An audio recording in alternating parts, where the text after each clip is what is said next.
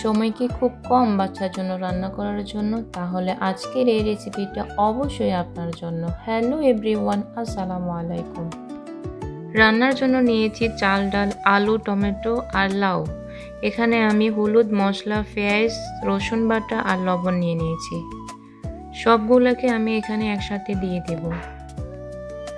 লাউয়ে প্রচুর পানি ও ফাইবার থাকে, যা হজমে সাহায্য করে। টমেটোতে আছে ভিটামিন সি আর আলু শিশুদের শক্তি যোগায়। আতপ চাল সহজে হজম হয়, তাই ছোট বাচ্চাদের জন্য এটি একটি ভালো খাবার।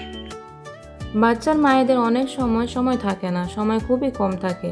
যখন সময় কম থাকবে তখন এই ঝটপট পুষ্টিতে ভরপুর রেসিপিটা একবার হলেও ট্রাই করবেন, বাচ্চা খুব মজা করেই খাবে।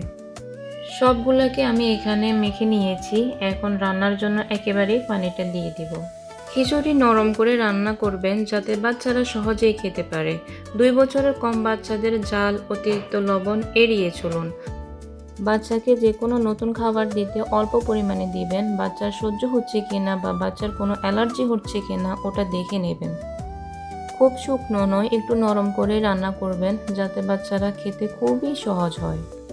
যে কোনো খাবার গরম গরম নয়, হালকা ঠান্ডা করে পরিবেশন করুন। ভিডিওটা ভালো লাগলে লাইক, কমেন্ট, শেয়ার করবেন। সাবস্ক্রাইব করতে ভুলবেন না। আর এরকম সহজ রেসিপি পেতে আমাদের পাশেই থাকবেন।